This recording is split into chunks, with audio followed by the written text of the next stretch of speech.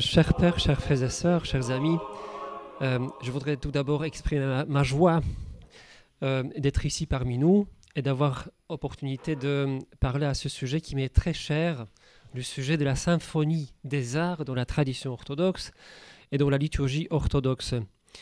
Ce sujet m'est très cher parce que, comme beaucoup d'entre vous le savent, je travaille dans ce domaine, dans les différents domaines de l'art depuis des années. Et sans aucun doute, c'est grâce à cette symphonie que probablement je suis aujourd'hui aussi, disons que c'est ce qui m'a aussi attiré vers l'Église et qui m'a transformé. Et donc je suis tout à fait ravi de pouvoir partager avec vous aussi quelque part mon expérience personnelle. En tout cas, cette conférence touche mon expérience personnelle. Et l'idée de la symphonie concerne bien évidemment l'implication des arts et la participation des arts dans toutes les dimensions, que ce soit l'architecture, l'iconographie, le chant, dans ce grand mystère qu'on appelle la liturgie. Et cette synthèse, cette symphonie dans l'Église orthodoxe, il me semble à un niveau incomparable par rapport peut-être aux autres traditions chrétiennes et aux autres religions. Elle se manifeste d'une manière absolument unie, parfaite. Et c'est certainement aussi un phénomène étonnant qui caractérise l'Église orthodoxe. Et je dois dire aussi que c'est un sujet qui est d'un côté très présent, enfin, il est présent dans la théologie orthodoxe, dans la réflexion théologique, c'est-à-dire que ce sujet est souvent évoqué, mais je dirais que le présente d'une manière assez superficielle et rarement il fait objet des études approfondies. La symphonie, pour moi en tout cas, fait partie d'un ensemble que j'appellerais la synthèse orthodoxe. C'est-à-dire qu'il y a au moins trois aspects. Il y a la théologie qui est absolument inséparable. Ensuite, il y a la liturgie et il y a l'expression artistique de cette liturgie qui est inséparable également de la théologie orthodoxe. Donc, nous pouvons aussi parler de la synthèse orthodoxe et la place des arts dans cette synthèse orthodoxe. Le terme symphonie ou la synthèse des arts ou la liturgie comme synthèse des arts est présent dans la pensée orthodoxe à partir du début du XXe siècle. Je pense que un peu à ma façon, pour la première fois, à ma manière de penser de la synthèse, pour la première fois, ce terme synthèse byzantine, qui justement désigne cette synthèse orthodoxe entre la théologie, unité de la théologie, liturgie et l'art, a été employé dans le livre du père Alexandre Schmemann de sa thèse de doctorat, où il effectivement parle de cette synthèse byzantine. Et le terme synthèse byzantine est aussi présent dans les études, par exemple actuelles, des liturgistes et des byzantinologues, soit francophones ou les spécialistes italiens ou anglophones. Nous emploient souvent ce terme pour parler que effectivement l'évolution de la liturgie est aussi inséparable de l'aspect, disons, artistique et le contexte artistique de la liturgie. Et lorsqu'on m'a proposé ce sujet, bien sûr, moi j'étais très ravi, mais en même temps j'étais assez confus parce que je ne savais pas de quel côté aborder ce sujet. Parce qu'on risque d'un côté, quand on essaye d'expliquer ou de montrer en quoi consiste la synthèse des arts, on risque de tomber un peu dans une sorte de réflexion assez sur l'Église, la beauté de Dieu, la beauté du monde, qui est assez difficile et difficile d'aborder d'une manière très concrète. Et donc, au début, je voulais plutôt parler de la synthèse à l'époque moderne et postmoderne, parce qu'il faut dire qu'on peut l'approcher de différentes manières.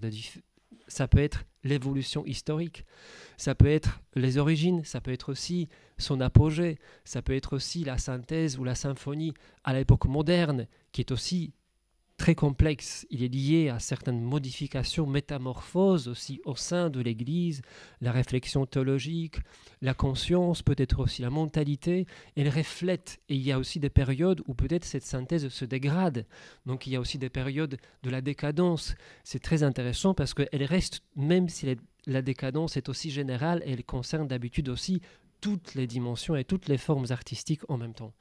De l'autre côté, il y a aussi un autre sujet qui est très passionnant, et c'est la synthèse à l'époque postmoderne, notre époque alors, et peut-être quelque chose qui nous concerne tous le plus et qui pourrait être le plus utile de point de vue aussi pratique. Mais je me suis dit à la fin que c'est toujours très difficile de parler de ces différents aspects de la symphonie si on n'aborde pas le sujet de ses origines. Parce qu'à vrai dire, rarement on parle de quand on voit justement, quand on réfléchit sur cette synthèse, on voit l'unité et l'harmonie de ces différentes disciplines qui participent au même mystère. On se peut poser la question si jamais elle était peut-être pensée dans une clé, si elle était projetée d'une certaine manière par quelqu'un ou par un groupe de personnes, ou est-ce qu'il y avait une époque particulière où en tout cas les éléments fondamentaux de cette synthèse ont été définis une fois pour toutes. Et moi, je considère qu'il y a eu une époque dans l'histoire où effectivement cette synthèse se manifeste d'une manière particulièrement parfaite et unie. Et donc, il s'agit pas peut-être des origines, mais ce que je voudrais vous proposer justement, c'est un voyage à cette époque-là, à ce contexte historique qui peut-être est assez lointain pour nous parce qu'il s'agit de la période entre le 9e et 11e siècle. Donc on est à ce qu'on appelle aujourd'hui Byzance, empire romain d'Orient, et on est dans le contexte juste après la crise iconoclaste. Donc, ce qui est peut-être original dans mon approche, dans mon exposé, c'est peut-être justement ce regard d'un iconographe, un peu aussi tout modestement d'iconologue et de théologien de l'icône. L'interaction des trois domaines principaux, c'est-à-dire théologie, liturgie et expression artistique, évolue au cours des siècles et s'inscrit évidemment dans l'histoire de l'Église à Byzance. Nous ne pouvons pas négliger l'existence d'une relation entre ces domaines dès le début du christianisme. Néanmoins, le moment historique à partir duquel la synthèse se manifeste unanime, complète, riche en contenu théologique et doctrinal, se situe peu après le triomphe de l'orthodoxie, sous l'iconoclasme. Ce fut un temps où, après de longues années de crise à la fois religieuse et politique, l'Église vainquit l'hérésie et commença la restauration de la foi orthodoxe dans l'Empire. C'est d'ailleurs dans ces circonstances que l'Église d'Orient se définit avant tout, d'une façon claire et affirmée, comme orthodoxe. Comme on le sait, ce terme deviendra plus tard synonyme de la tradition orientale, dite byzantine. En même temps, la liturgie vit une profonde réforme qui changera considérablement sa structure et sa forme. Cependant, ce qui est le plus remarquable dans cette manifestation de l'orthodoxie est sans aucun doute la métamorphose de l'espace liturgique qui se reflète autant dans les formes architecturales que dans le programme iconographique. Et le présent exposé sera donc consacré à l'étude de cette synthèse orthodoxe à l'époque post-iconoclaste, donc qui suit les querelles juste après. À vrai dire, il s'agit de 2 siècles, 9e et 10e siècle, parce que la synthèse atteint son apogée peut-être pas apogée, mais une certaine stabilité vers le 11e siècle. Sa théologie, sa liturgie, son articulation artistique et plus particulièrement, j'aimerais consacrer un peu plus de place au domaine qui nous intéresse le plus aujourd'hui, ici dans cette salle, c'est l'hymnographie et le chant liturgique. L'iconoclasme, l'hérésie de l'iconoclasme fondée sur la pensée philosophique néoplatonicienne, divisait l'univers en deux. Elle opposait Dieu à sa création, le monde visible au monde invisible, séparant Dieu incarné de son image et de son Église.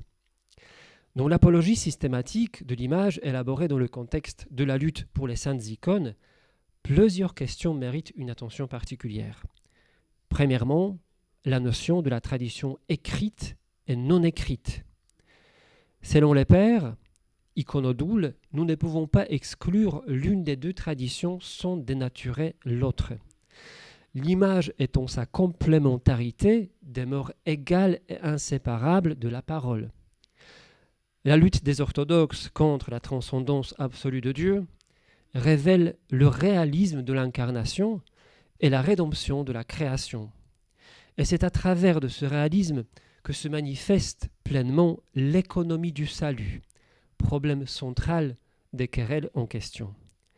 C'est seulement par l'incarnation réelle et non apparente que Dieu visible et palpable sauve le monde, de l'importance de son œuvre salvatrice accomplie dans l'histoire, ce qu'on appelle anamnèse, donc tout ce que Jésus-Christ a accompli par ses miracles, par sa vie, dès sa naissance, jusqu'à la mort sur la croix, la résurrection et l'ascension, et la descente du Saint-Esprit.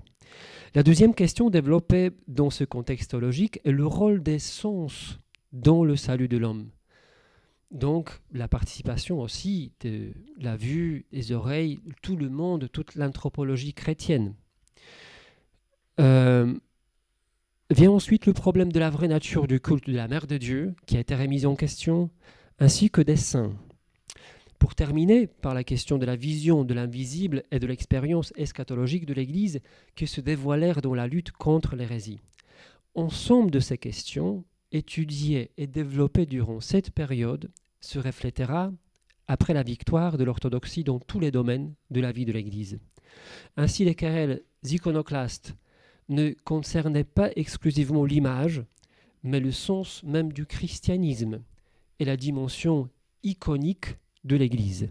Quand j'utilise le mot iconique, c'est dans le sens d'un miroir qui reflète cette réalité invisible, cachée, mais qui est réellement présente.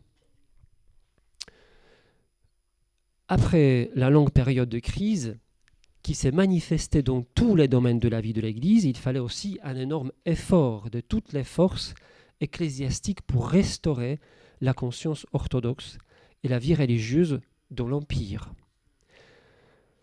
Ce processus de rétablissement de l'orthodoxie, qui n'était en effet que l'application de la théologie orthodoxe en pratique, révélait également la vraie dimension des querelles iconoclastes. Ce programme de restitution est appelé en grec anastelosis. Donc voilà cet rétablissement de l'orthodoxie. Durant la période du débat théologique entre les iconoclastes et les iconodoules, eut lieu une véritable alliance entre la théologie et la liturgie.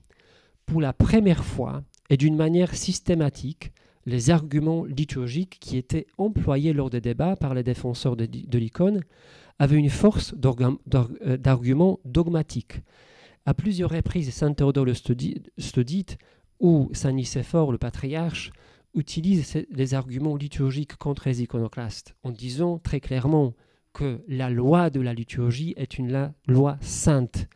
Et c'est comme ça que la liturgie aussi, se dogmatise quelque part dans ce contexte.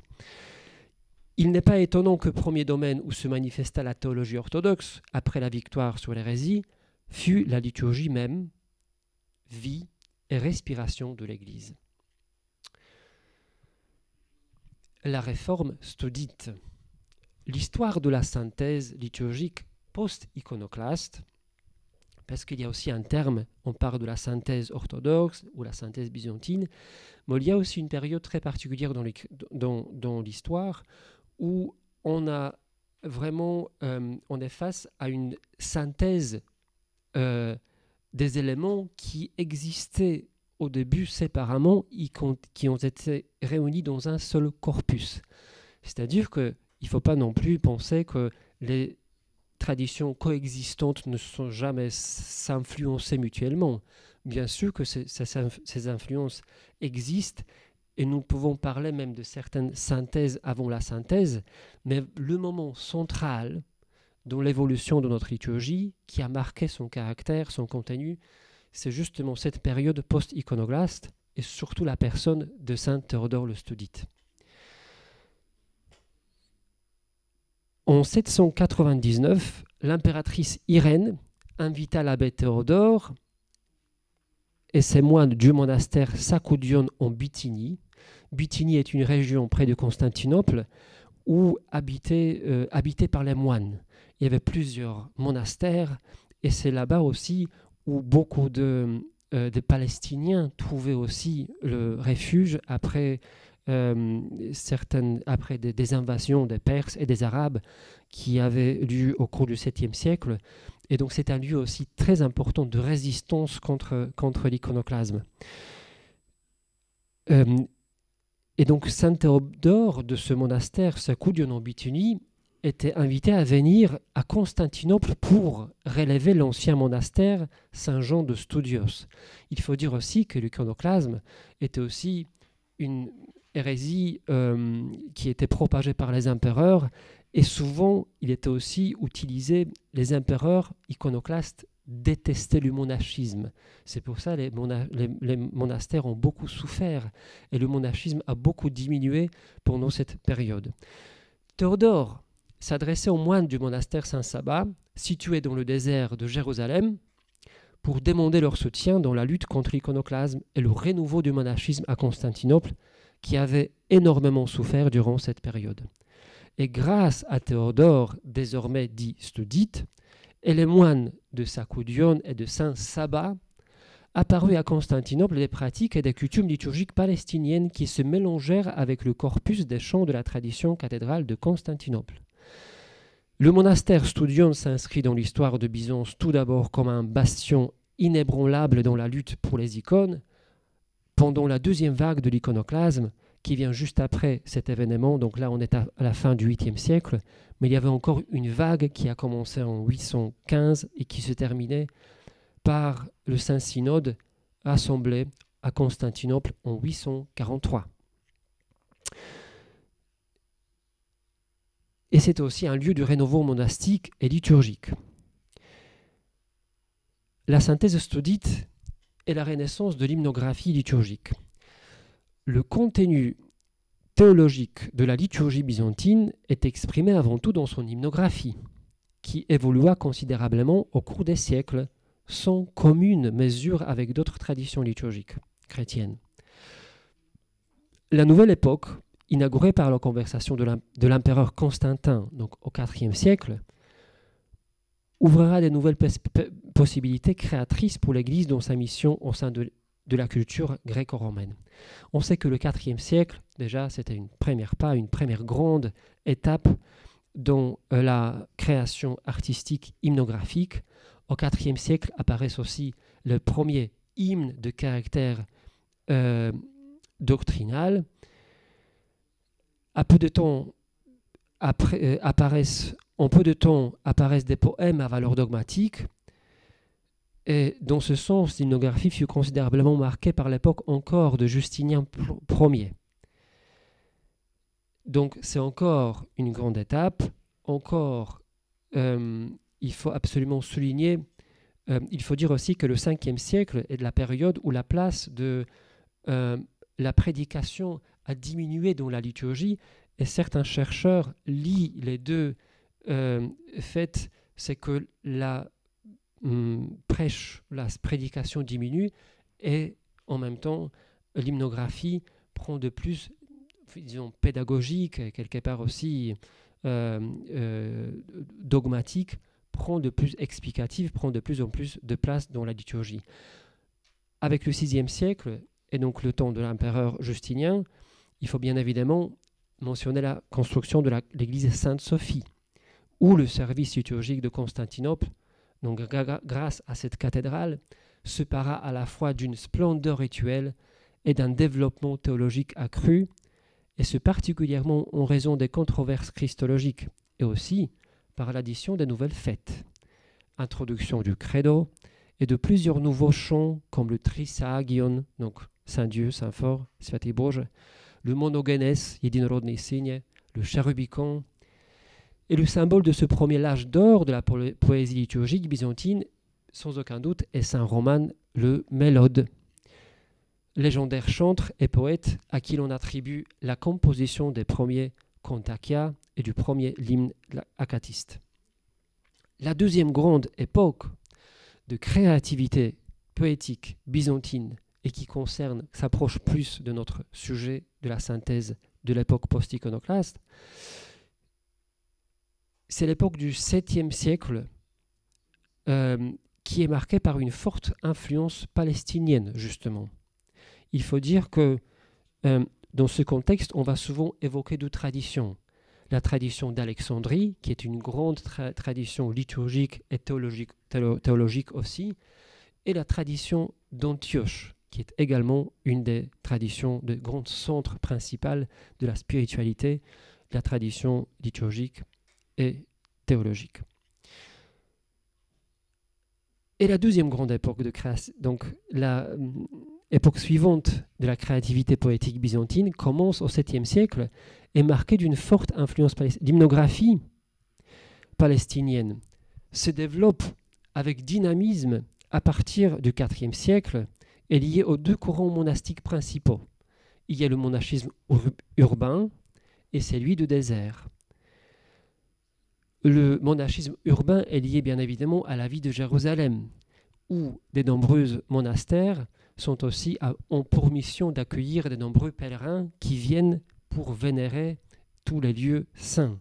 Donc, il se met en place aussi un rite liturgique plus souple, peut-être aussi plus ouvert à la présence aussi de tout ce peuple qui vient d'auprès des monastères. En 614, la ville de Jérusalem fut détruite par les Perses, ensuite eut lieu l'occupation de la Palestine par les Arabes, et Jérusalem tomba finalement en 637. Certains liturgistes constatent que la dimension de la créativité liturgique de cette époque fut tellement importante que nous pouvons déjà penser à une synthèse avant la synthèse. Certains, même théoréticiens, s'appuyant sur les textes beaucoup plus tardifs datant du XIVe siècle, évoquent la possibilité de même une certaine perte d'un type peut-être durant l'occupation des Arabes ou des Perses. Il y avait la tradition qui a subi certains endommagements, on peut dire, et des pertes. Et on mentionne souvent Saint Jean Damascène comme celui qui a restitué la tradition dans le monastère Saint-Saba, en déjà accueillant différentes traditions liturgiques existant en Palestine.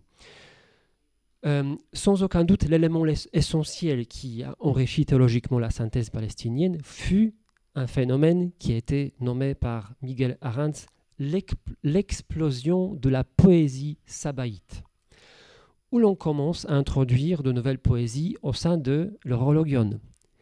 L'on trouve en tête de la pléiade des grands hymnographes et théologiens Saint Sophronius, d'abord moine puis patriarche de Jérusalem, qui est décédé au milieu du 7e siècle.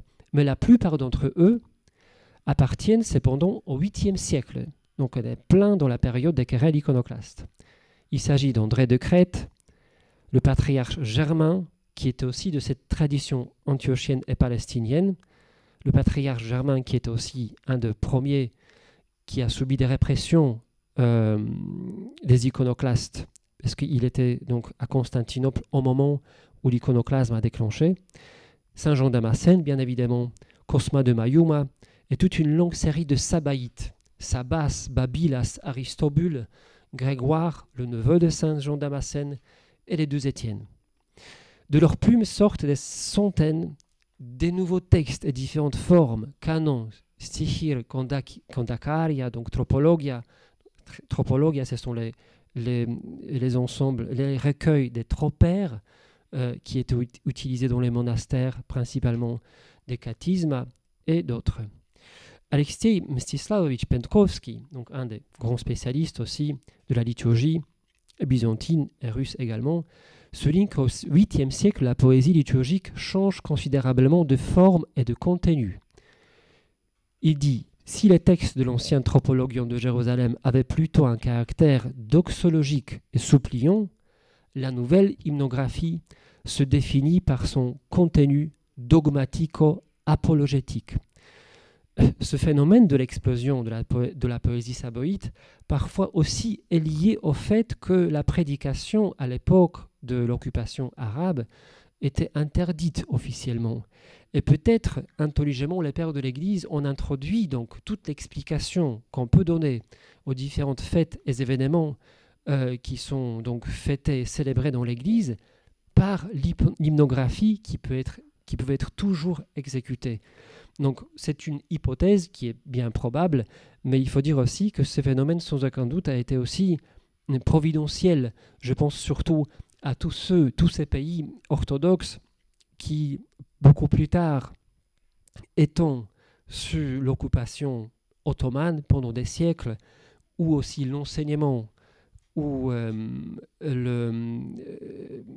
aussi la prédication était officiellement interdite, et pourtant tout ce peuple pouvait puiser de la tradition de l'Église, de l'enseignement de Père, grâce au klyros, grâce au chœur qui continuait à chanter toute cette hymnographie très riche. C'est pour cette raison que Père Cyprien Kern parlait toujours de la klyros comme la meilleure académie de théologie. Donc c'est la théologie impliquée dans le service liturgique. Étant en Palestine, saint Théodore considérait les chants comme un guide sûr de l'orthodoxie dans le combat contre les hérétiques. Et il a pris donc cet office de Saint Sabbat, il a combiné avec des matériaux de la grande église de Constantinople, donc Sainte Sophie, pour créer l'office hybride greffé sur un squelette de litanie et de prières provenant de l'écologe de la grande église. Les moines studites continuèrent de la même façon et de la même direction la renaissance de la poésie liturgique commencée en Palestine. Les plus grands poètes studites sont avant tout saint Théodore lui-même, son frère Joseph, ainsi que Nicolas et Clément studite. La poésie byzantine de cette période connaît également des auteurs non studites comme le saint Georges de Nicomédie, Joseph l'hymnographe ou Théophane le Graptos, tous quasiment y étaient aussi liés et certains étaient persécutés même pendant la période iconoclaste. À la fin du Xe siècle, le corpus des textes liturgiques, dits byzantins, orthodoxes, de l'époque post-iconoclaste fut presque complètement achevé.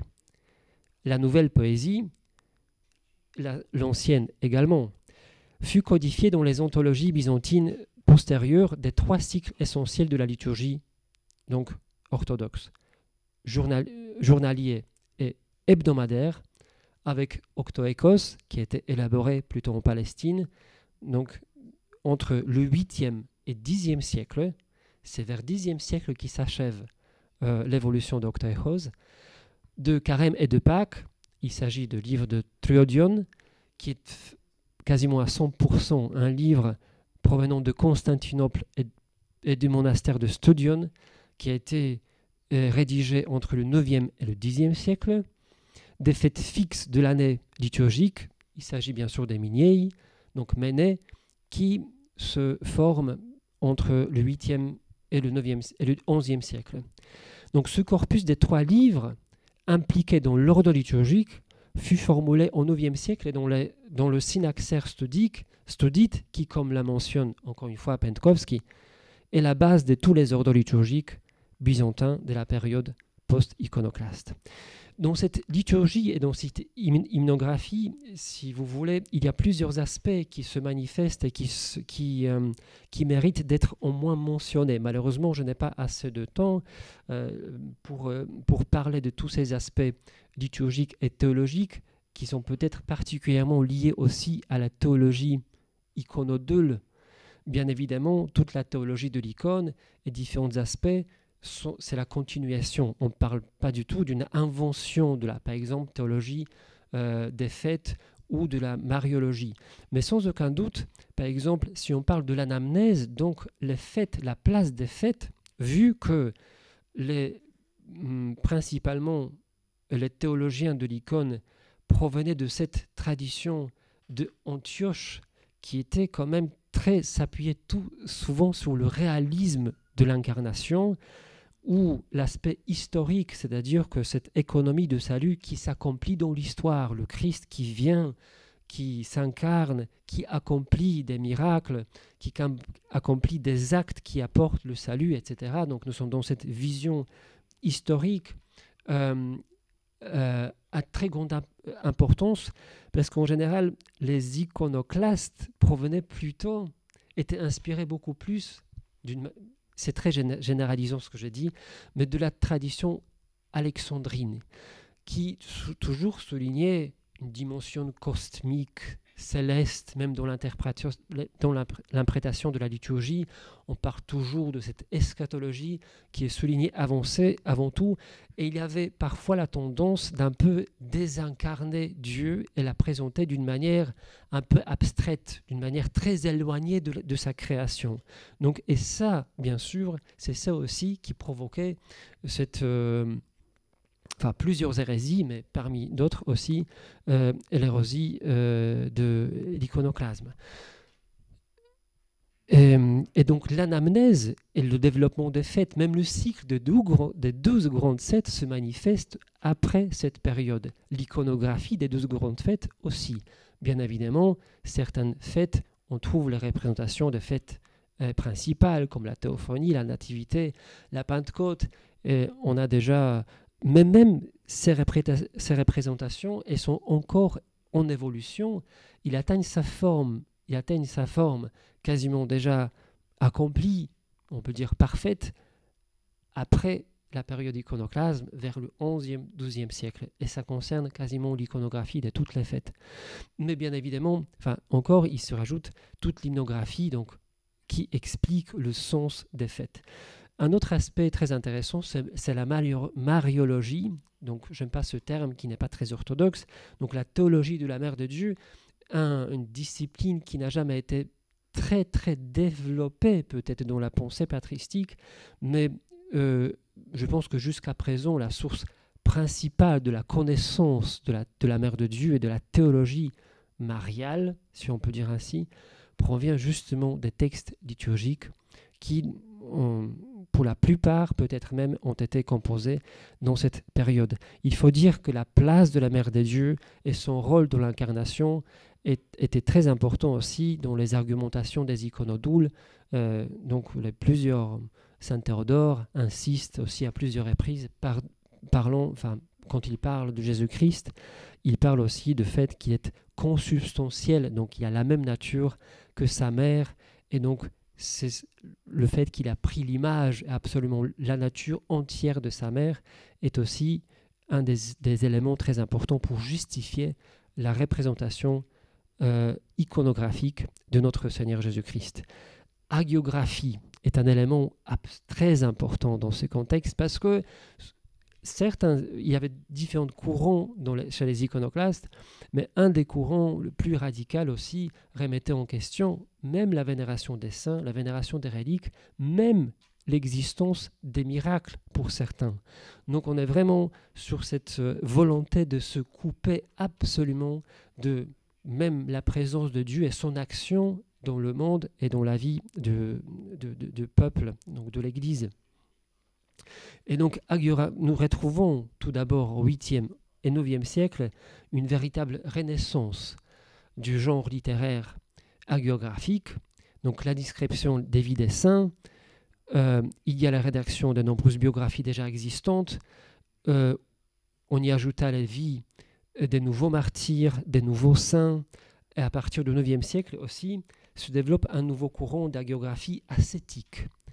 Et au 10e siècle, au temps de Siméon le Métaphraste, nous trouvons déjà tout un corpus hymnographique inclus dans le Synaxaire et plus tard dans le Ménologion, donc dans la Méniée. Et et Synaxaire de Constantinople datant du Xe siècle.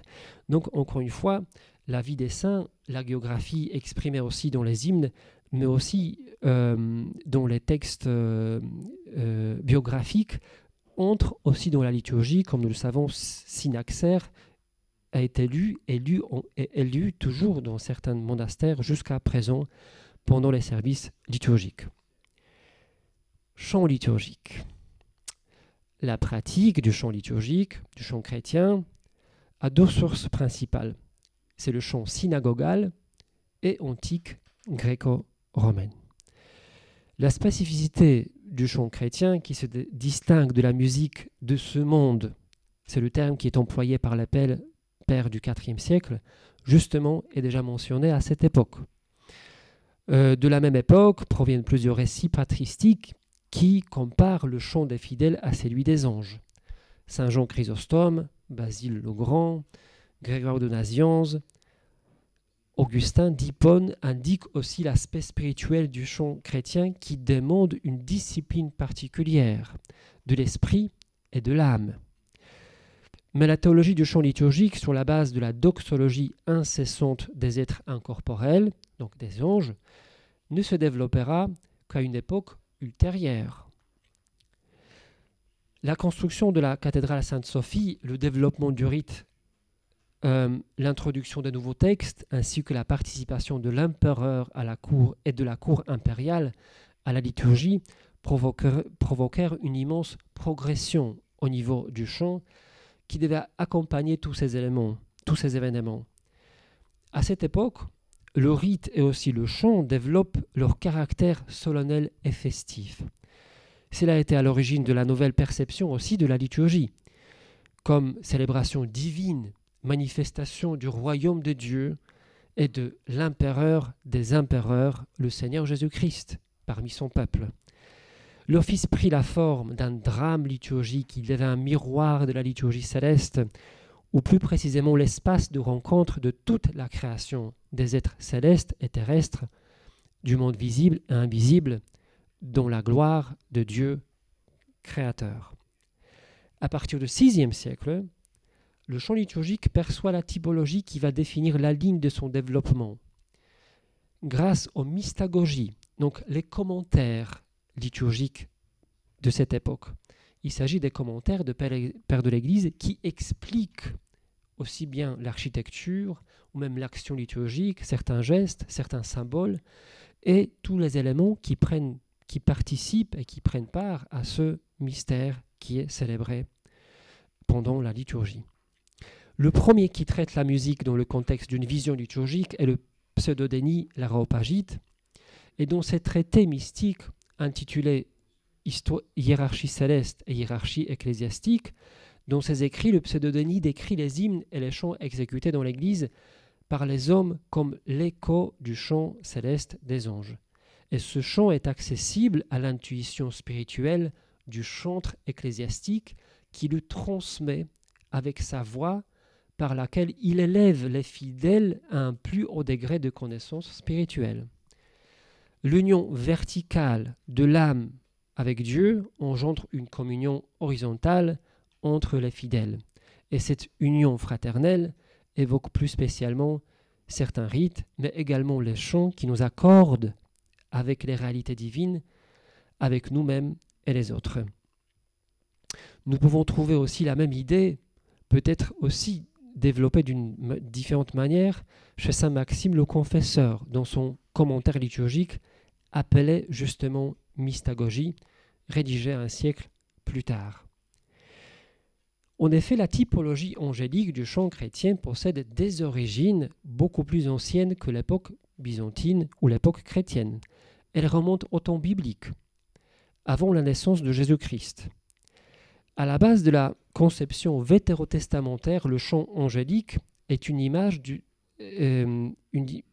trône céleste entouré par les puissances angéliques glorifiant sans cesse le Dieu très haut.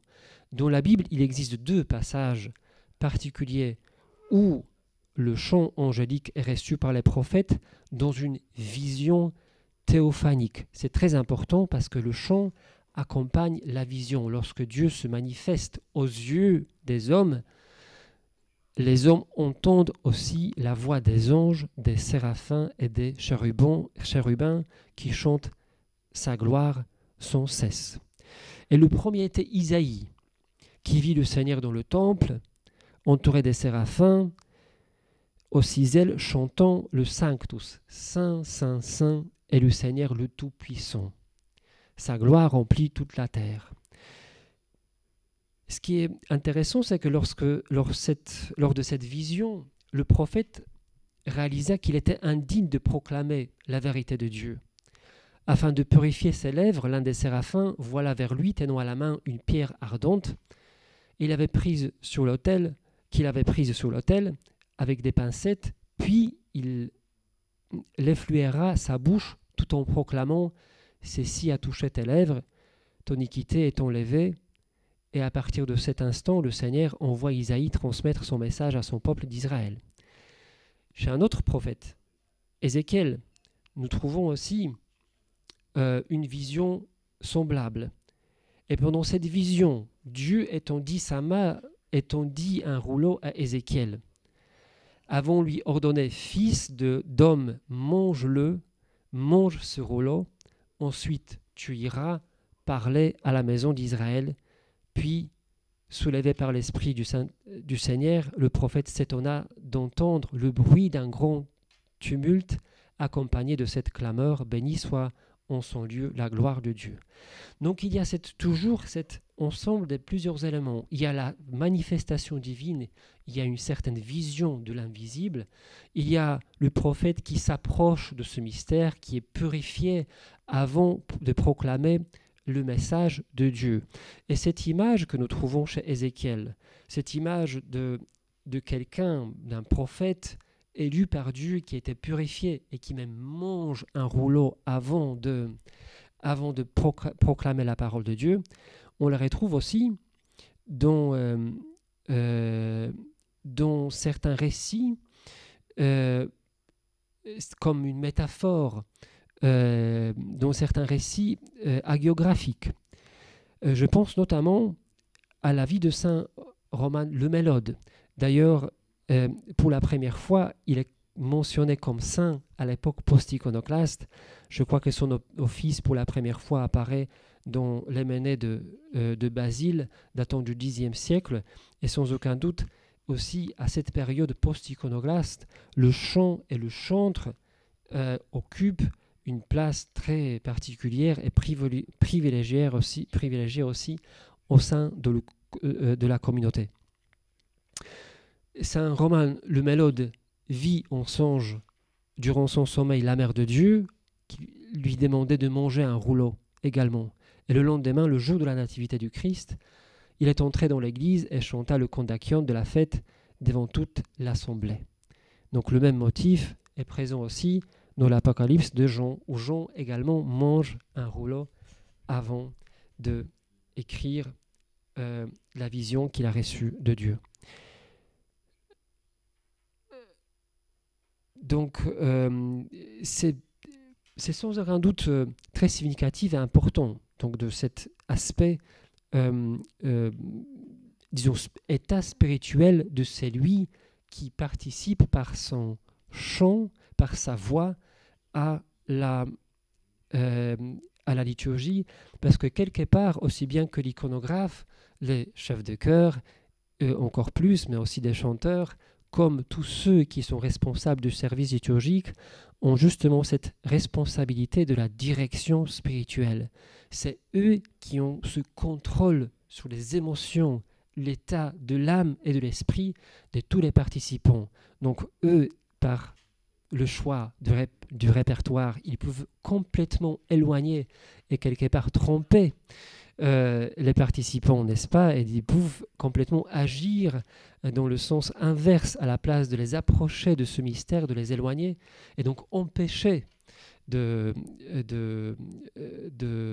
recevoir pleinement ce mystère divin, ou au contraire, si eux-mêmes sont proches de ce mystère, ils vont les conduire vers cette direction. Le chant de la Palestine est de Jérusalem. À Jérusalem, avec l'apparition des monastères urbains dont nous avons déjà parlé, apparut aussi un modèle souple de l'office, accordé au rythme de ce modèle ouvert de la vie monastique. L'un des éléments caractéristiques de ce rite était aussi le chant plus développé et festif que celui des moines du désert. On retrouve des documents très intéressants datant du 7e siècle, par exemple, où cette influence des monastères urbains et de chants qui se développent est visible et présente aussi chez les moines de désert qui s'opposent en disant que ça ne convient pas à la tradition monastique qui doit être plus sobre et plus stricte et plutôt réduit juste seulement à la lecture psalmodique et rien de plus. Donc il y a quelque part aussi ce développement et même opposition de la part de certains érémites qui s'opposent à cette influence. Pourtant la reconstitution du typicon sabaïte au temps de Saint Damascène fut basée sur cette tradition de Jérusalem, probablement, où au 7e siècle apparaissent les nouvelles formes poétiques.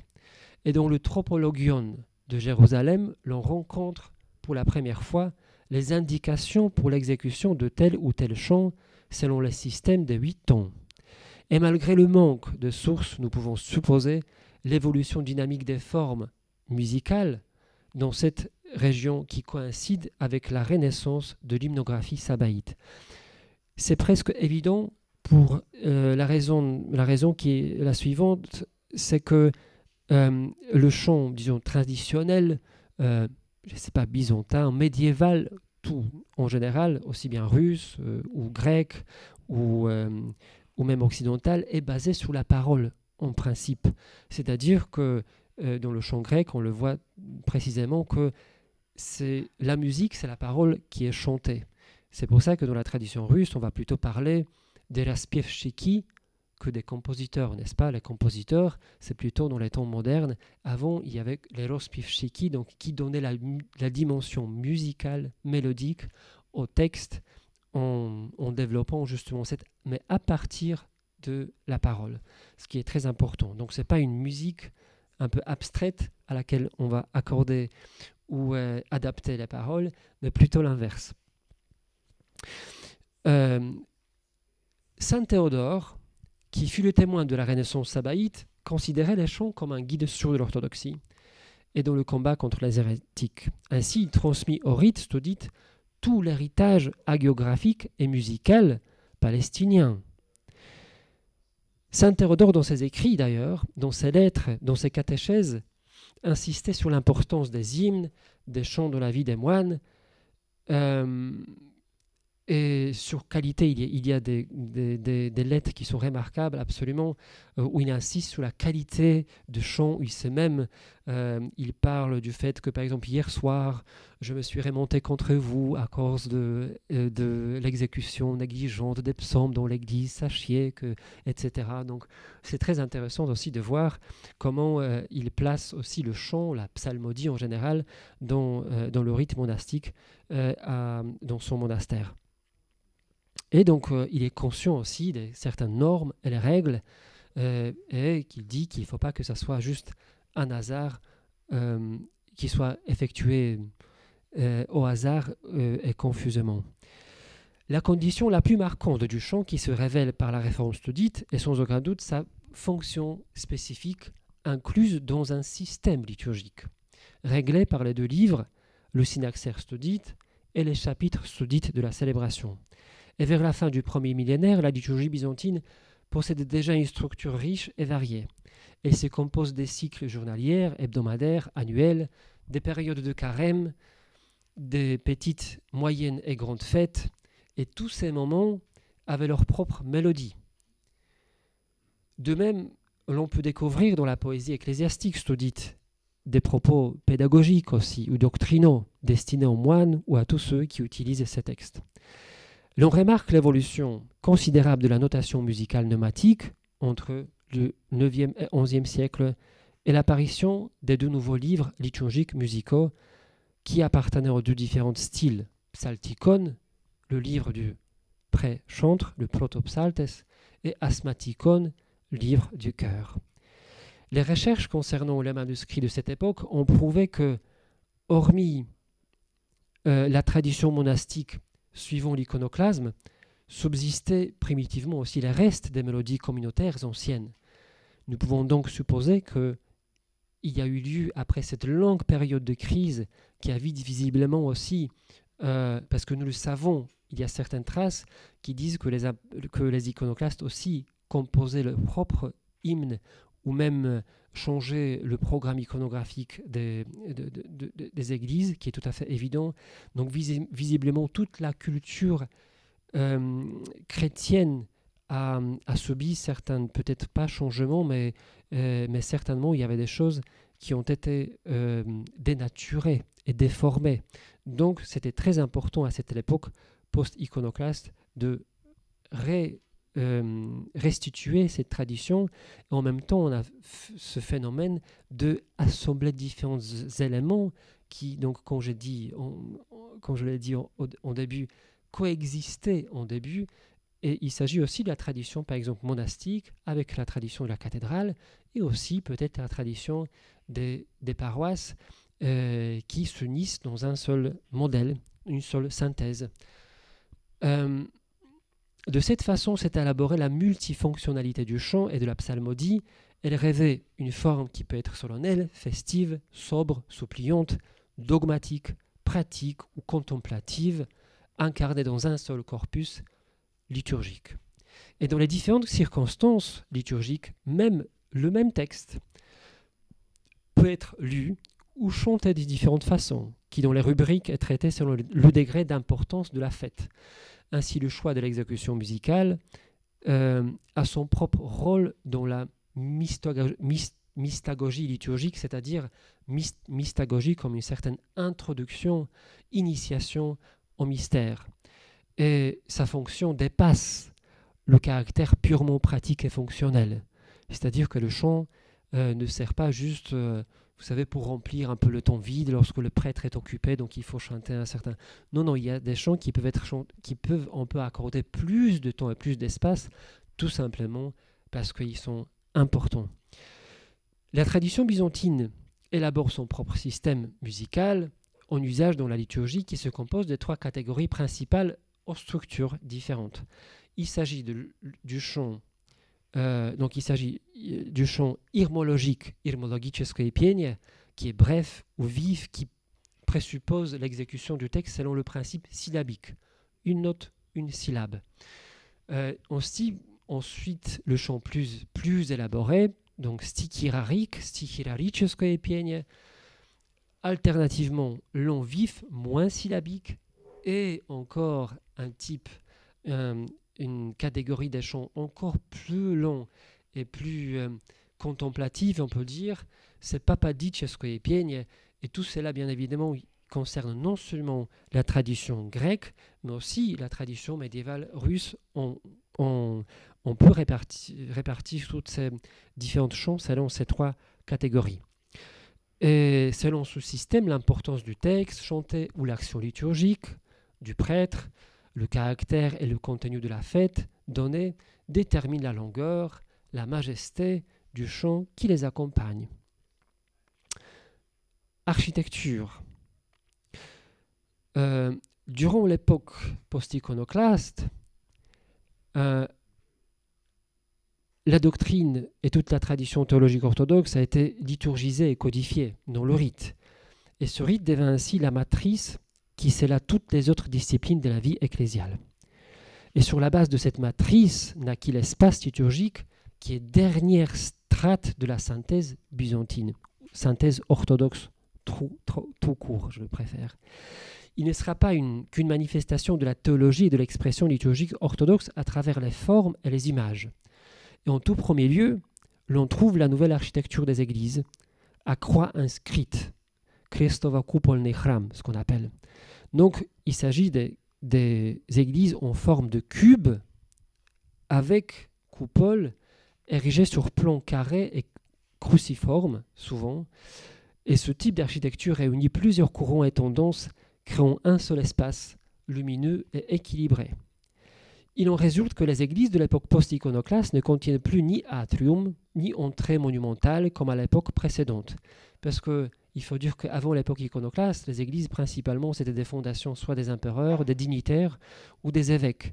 On trouve rarement des petites églises de type, disons, paroissial.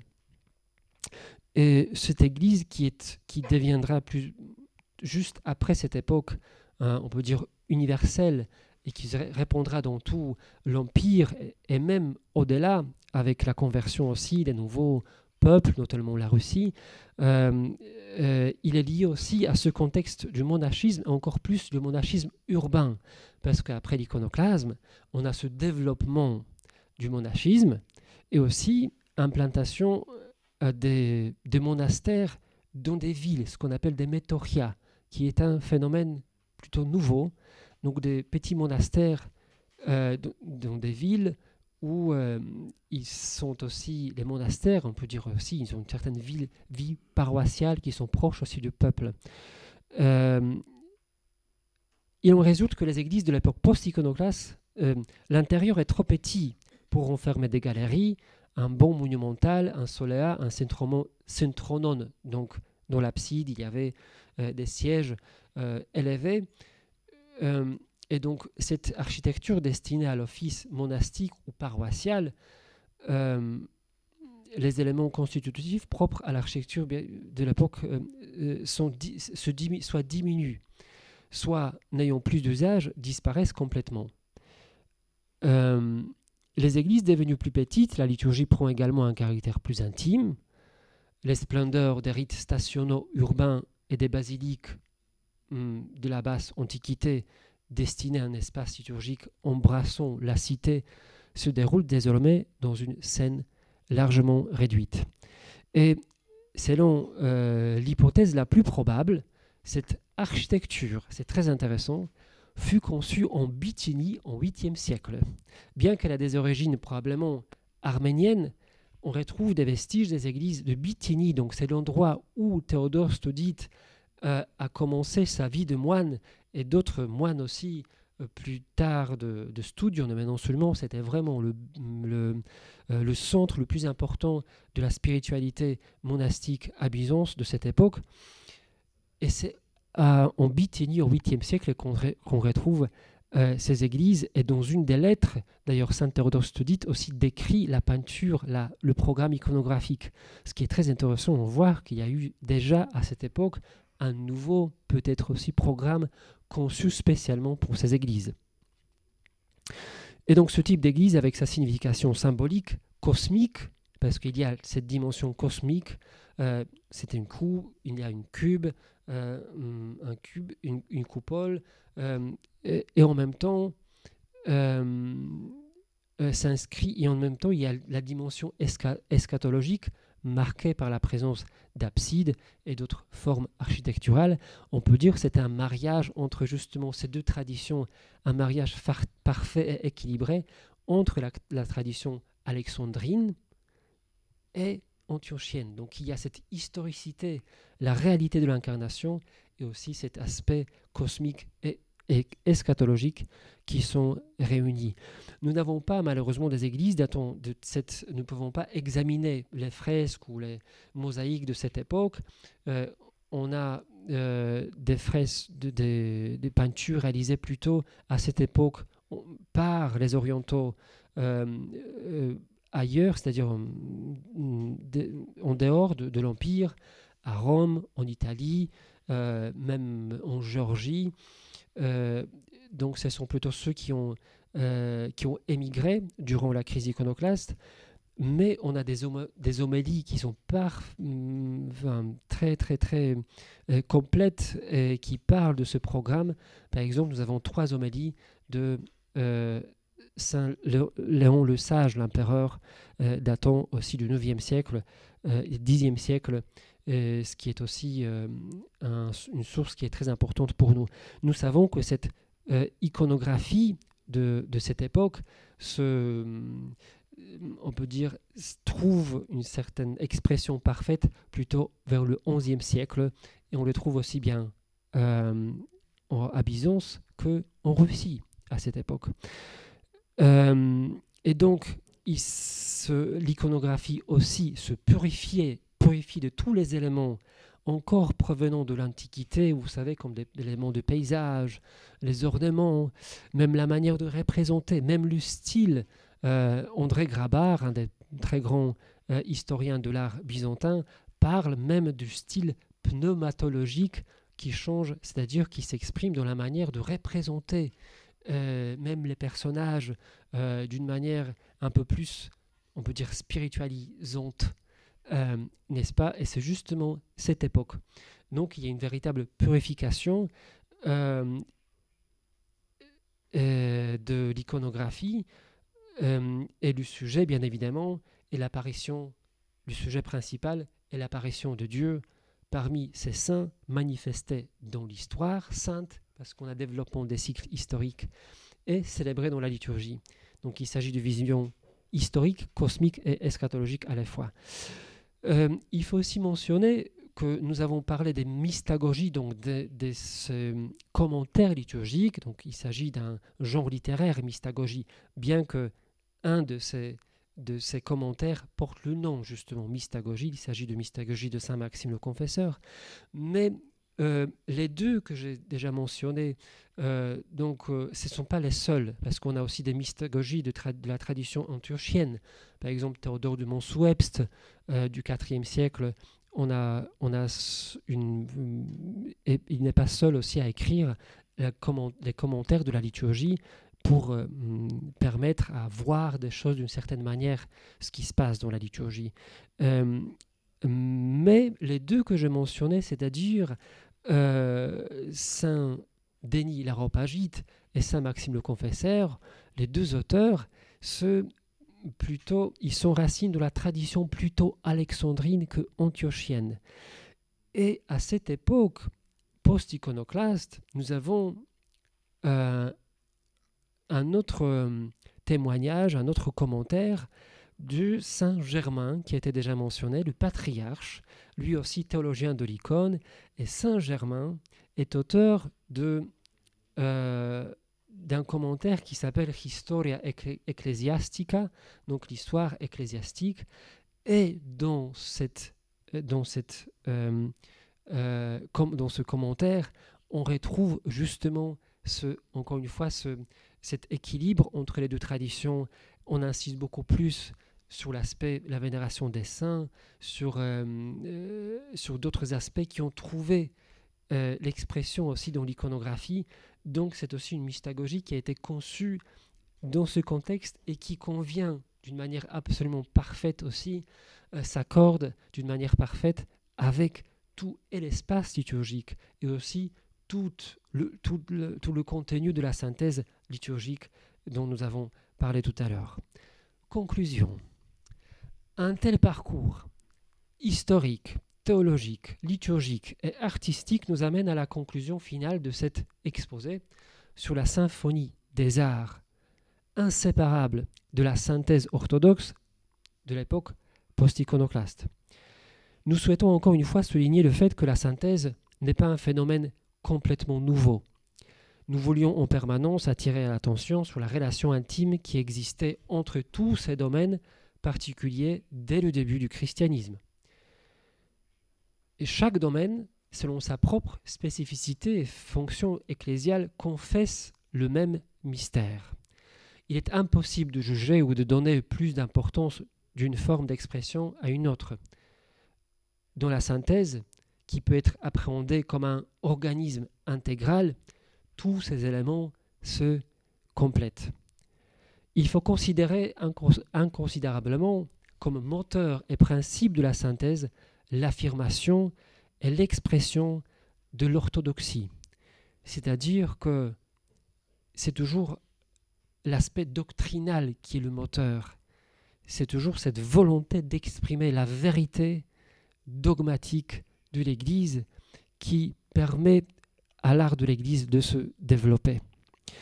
Et dans le contexte de la lutte contre l'hérésie, l'iconoclaste, d'une part, la synthèse se purifie de tout l'héritage antique et des éléments non sanctifiés et finalement non chrétiens. C'est l'héritage philosophique, mais aussi artistique. Elle se libère de ce qui était inutile, superflu, masqué et pouvait déformer le véritable message chrétien. D'autre part, elle se définit et se clarifie en accentuant les valeurs essentielles dans chaque domaine. Réalisée dans l'espace limité du territoire de l'Empire de Rome, l'Empire byzantin du IXe siècle, la synthèse devint universelle et caractéristique pour tout l'ensemble du monde chrétien orthodoxe avec l'expansion de l'Empire et du christianisme orthodoxe. Il faut dire aussi, il ne faut jamais s'imaginer qu'il n'y a qu'une seule synthèse absolument parfaite et que je veux dire que cette synthèse, elle peut revêtir différentes formes. Elle n'est pas la même dans la tradition de certaines cathédrales que dans la tradition des monastères, dans la tradition des paroisses. Et c'est ça aussi le génie de cette synthèse. C'est de même que l'ordre liturgique. Si on le connaît bien, si on connaît le sens et on connaît la structure, on connaît pourquoi des choses ont été faites ainsi, on peut facilement l'adapter à toutes sortes de circonstances. Et de même, cette synthèse complète, on peut la simplifier ou encore développer si besoin. Ça concerne tout, l'architecture, l'iconographie ou d'autres aspects. Et jusqu'au XIIIe siècle, elle étend son influence également à l'Occident chrétien. Mais c'est en Orient qu'elle va être entièrement adoptée et devenir le principal critère identitaire pour tous les chrétiens orthodoxes. Le temps de la formation de la synthèse, inaugurée après le triomphe de l'orthodoxie, s'acheva au XIe siècle, mais il y a différentes époques, on va encore s'exprimer. On peut parler aussi de Byzance du XIVe siècle, de la période des querelles autour de la question des énergies incréées, l'histoire de Saint Grégoire Palamas et de sa théologie. On peut parler aussi du XIVe siècle en Russie. Chaque fois où il y a cet élan, une certaine dynamique spirituelle et théologique, la synthèse aussi parfois change la forme, en tout cas elle évolue. Elle s'adapte à cette époque et prend différents aspects de cette époque. Et le XIe siècle, effectivement, on le constate par la stabilisation de la tradition liturgique, mais également tous les domaines artistiques de la synthèse. Et donc la synthèse s'adapte dans tous les pays orthodoxes d'une façon créative, ce qui est aussi très important. Elle révèle des aspects propres aux cultures locales, tout en gardant ses principes théologique et fonctionnel. Et cette conclusion nous permet de définir la clé de la synthèse orthodoxe au sujet de laquelle nous nous interrogeons au début de notre étude. Cette clé se définit en deux mots inséparables où l'un révèle l'autre, l'incarnation et le salut. C'est dans cette clé qu'elle doit être étudiée, révélée, comprise et prouvée. Et à l'heure actuelle, retrouver la synthèse orthodoxe me semble être l'une des nécessités primordiales pour l'Église de notre temps.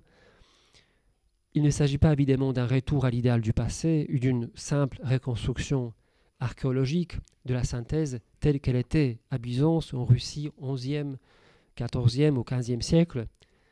Et ce n'est pas véritablement la synthèse elle-même qui doit faire l'objet de nos efforts spirituels et intellectuels, mais bien la réalité cachée qu'elle révèle.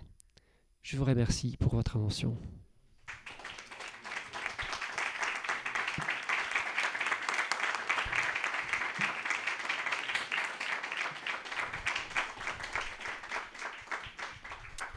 Je pense que je dépassais légèrement le temps qui m'a été accordé, bien qu'on a commencé un tout petit peu après-midi, en retard, mais voilà. Je vous remercie de votre attention. S'il y a des questions, je peux essayer de répondre. Père Alexandre. Merci pour ce extrêmement intéressant exposé.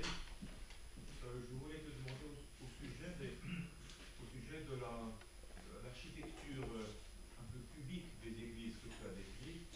Est-ce qu'on peut dire que Sainte-Sophie de Constantinople s'inscrit? Pas du tout. C'est l'époque précédente, justement. L'église de Sainte-Sophie est appelée Basilica Coupole.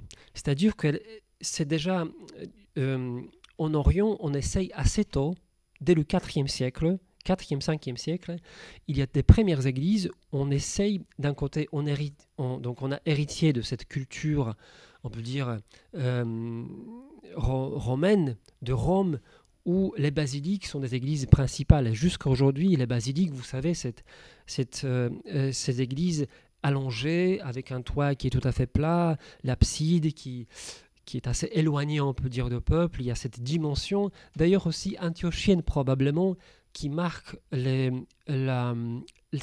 marquée par cet axe qui exprime le temps. L'axe vers l'abside et vers l'image du Christ venant en gloire. Donc l'histoire qui va vers son accomplissement, et c'est de là qui vient bien évidemment le Christ, qui vient le sacrement, etc.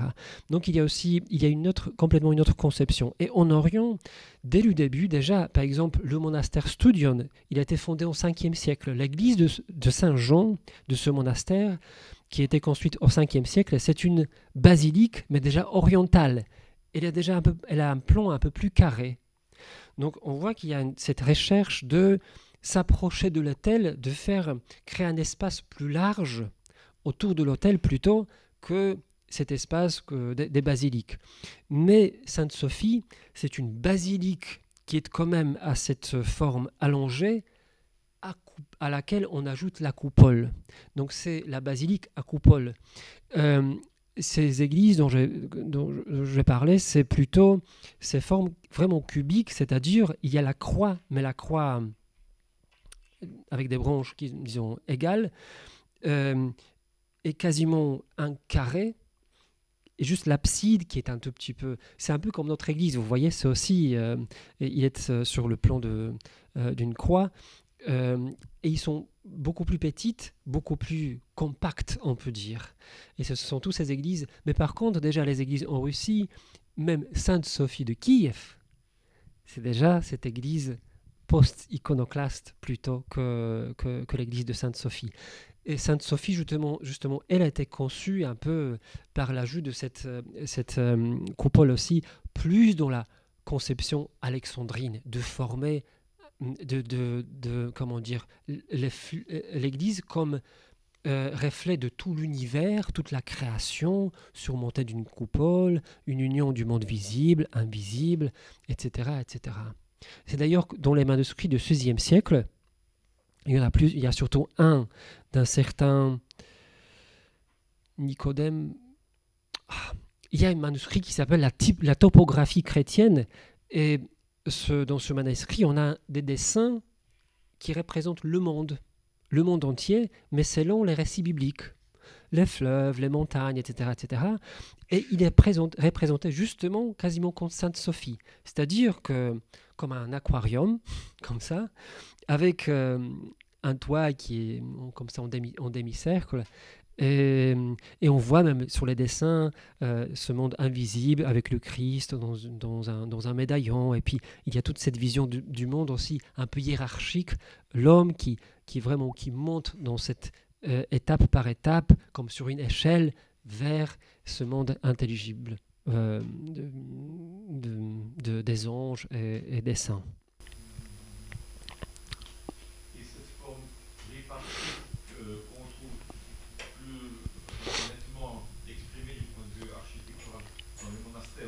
Mmh. Absolument, oui. Je pense que c'est plutôt l'époque du XIVe siècle à peu près.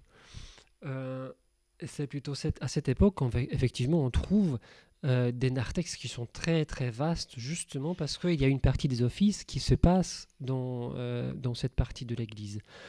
Mais je ne sais pas si plutôt on trouve les églises plus anciennes, mais cette partie a été plutôt construite un peu plus tard. Mais c'est possible que ça remonte jusqu'au XIIe siècle, mais ce n'est pas encore la période studite, certainement. Une dernière question. Oui. Puis-je te demander quel tu préfères dans tout ça? La forme plus, comment dire, compacte, plus sobre peut-être, avec l'espace vers le cosmos. Ouais. Non, moi je préfère ce forme compacte. compacte qui nous tient vers le haut, mais en même temps, on se sent vraiment accueilli. Disons que dans la Sainte-Sophie, je n'ai jamais visité Sainte-Sophie, je dois vous avouer, vous confesser cela, c'est un grand péché, je le sais, mais, mais je pense que c'est un... Quand même, je ne me vois pas dans cet espace. Je pense que c'est très facile de se disperser dans le grandeur, l'immensité de cet espace liturgique qui est difficile à vrai dire de même. Et donc, les églises aussi, il faut dire, de l'époque, par exemple, concernant l'iconographie, la lumière jouait un rôle très important dans la Sainte-Sophie. Il y avait énormément de lumière, de fenêtres. Il y avait aussi des mosaïques, mais l'architecture n'a pas été conçue pour recevoir un programme iconographique complet, c'est sûr. Et la lumière, bien sûr, avec les mosaïques, c'est très beau parce qu'on voit cette lumière qui entre et qui illumine tout l'espace. On est plus, la lumière aussi, même dans la mystagogie de Saint-Denis, joue un rôle très très important dans cette manifestation de Dieu. Mais les églises datant du XIe siècle, XIIe siècle, on a de plus en plus de fenêtres, mais on a de plus en plus d'iconographie, de toute la surface qui peut effectivement donc recevoir ce programme, et c'est là où le programme se développe et devient de plus en plus complète. Le programme, on peut distinguer 3 éléments, c'est l'eschatologie par l'image du Christ, l'abside ou la coupole. Donc il y a la première chose, cette dimension vraiment céleste, on est vraiment déjà introduit dans le royaume de Dieu. Puis il y a cette vision hiérarchique aussi du monde, parce que le Christ qui règne, n'est-ce pas, qui est entouré des saints, et c'est la deuxième dimension, c'est ce qu'on appelle la communion sanctorum, la communion des saints. Nous nous sentons tous tout de suite entourés des saints, et c'est aussi quelque chose de très propre de cette époque. Avec tout ce développement de l'hagiographie, on voit des saints qui nous entourent, et en même temps, il y a l'importance des cycles historiques. Donc, ce qu'on appelle anamnèse, n'est-ce pas? Donc, commémoration des grandes fêtes, et pas seulement les fêtes, tout le Nouveau Testament, même l'Ancien Testament, même les cycles, le cycle marial aussi se développe à cette époque-là. Donc, il y a cette eschatologie, il y a cette historicité de salut aussi, cette réalité historique, en même temps, la présence des saints, ce qui donne aussi, voilà, permet de participer à cette vision de l'Église universelle, unie dans le mystère de l'Eucharistie. Oui, cher Alexandre. Une question qui concerne l'interdépendance de textes, de paroles et de musique dans l'hymnographie. Plus précisément dans l'hymne des chérubins. Dans la tradition slave, l'hymne des chérubins est chanté aujourd'hui, je crois depuis longtemps, sous forme circulaire, c'est-à-dire c'est 3 ou 4 fois la même chose, enfin on peut dire des couplets en fait, alors que si je ne me trompe pas, dans la tradition byzantine plus ancienne, il n'y avait aucune reprise musicale, c'est-à-dire c'était un ton linéaire. D'ailleurs le texte de l'hymne des chérubins n'est pas du tout un texte cyclique, hein. Le trisagion, c'est clair, bon, c'est 3 fois la même chose, on fait 3 fois la même musique. Le texte de l'hymne des chérubins est un texte linéaire, il n'y a aucune reprise. Or, dans la tradition slave, nous avons 3 fois la même mélodie sur l'hymne des chérubins, puis 4e fois sur Yakuta Tsaria, puis même de temps en temps, Alléluia, c'est la même mélodie. Ce que je veux dire, ma question serait la suivante. Tu disais tout à l'heure que le chef de chœur, par le choix des œuvres qu'il dirige pendant l'office, et de même d'ailleurs le compositeur, par le choix de ce qu'il compose, il influe sur le fidèle. La vision du temps byzantine est linéaire, je parle de la musique, il n'y a aucune reprise musicale. Et l'hymne des chérubins tel que nous le chantons aujourd'hui dans la tradition slave est cyclique. Ma question, alors c'est une manière de vivre le temps liturgique extrêmement différente. Hein. La vision linéaire et la vision cyclique, c'est vraiment, même si l'être humain est inscrit dans les deux, mais quand même c'est très différent. Est-ce qu'on sait quand, où et pour quelles raisons liturgiques ou théologiques on passe de l'expression du temps linéaire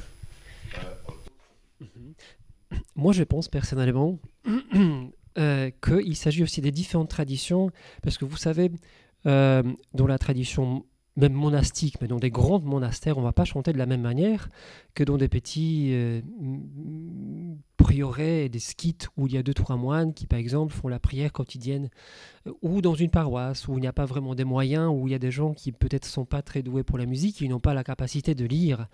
Et donc je pense que ce modèle cyclique provient tout simplement justement de ces contextes qui sont tout simplement simplifiés. Par exemple, dans les skytés, dans les petites églises, justement, communautés où il y a 2-3 moines, 4, 5, qui se retrouvent pour célébrer ensemble, c'est très facile. Et par exemple, la tradition de Saint-Serge, parce que je pense que tu parles sûrement de la tradition de Saint-Serge, je pense que Père Jean va certainement développer ces sujets, mais pour moi, c'est avant tout, moi j'ai l'impression de me retrouver dans vraiment un skythe, dans un forêt en Russie, je ne sais pas, au 19e siècle, où on chante tout par cœur, même on chante à partir de textes, souvent on même ouvre pas des partitions, même pour le chant de chérubin, parfois on ne donne pas des partitions parce que tout le monde connaît la mélodie, et c'est comme ça que tous les offices se déroulent.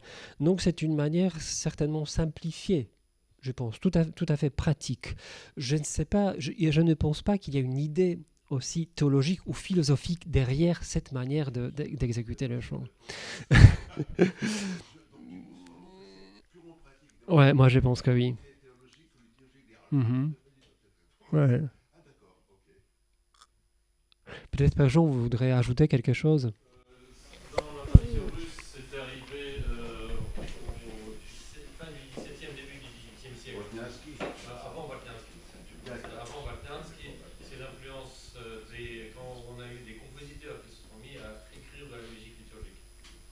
Voilà, à partir de Diletzky en gros. Donc c'est l'influence polonaise aussi.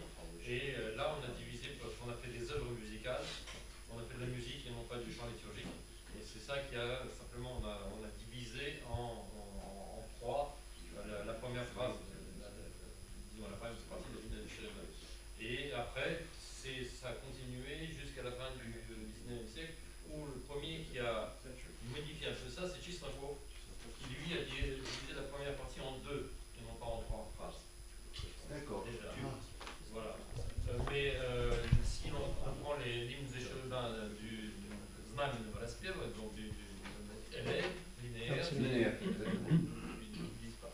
Parce que la pratique de diviser l'hymne des chérubins en deux, avec la commémoration, est aussi quelque chose de tardif. D'accord. Et c'était parce que c'est un prophète qui a une seule phrase. Ah oui, normalement, bien sûr. Parce que l'hymne de Franco Sainte, c'est Alléluia. Oui, d'accord, oui, voilà. Et c'est vrai que dans la tradition médiévale russe, on retrouve qu'une seule mélodie avec certaines modifications, mais quasiment elle est présente dans tous les manuscrits et même dans nos recueils des chants Obiholz, qu'on appelle avec des notes carrées. Il n'y a qu'un seul vraiment chant de chérubin qui est de Znamen Raspiev, et on voit qu'il est vraiment linéaire. Oui. Moi, on rebondissait sur ce que tu disais tout à l'heure, c'est qu'on avait en effet que la manière, le choix de ce qu'on va chanter à la liturgie influence sur l'état d'âme des fidèles. Donc c'est le choix du répertoire aussi, la manière de l'interpréter, n'est-ce pas? Comment on l'interprète, comment on chante, même le style, ce qu'on appelle le style. C'est très important que le style soit aussi ecclésial, cerkovny, n'est-ce pas, comme on dit.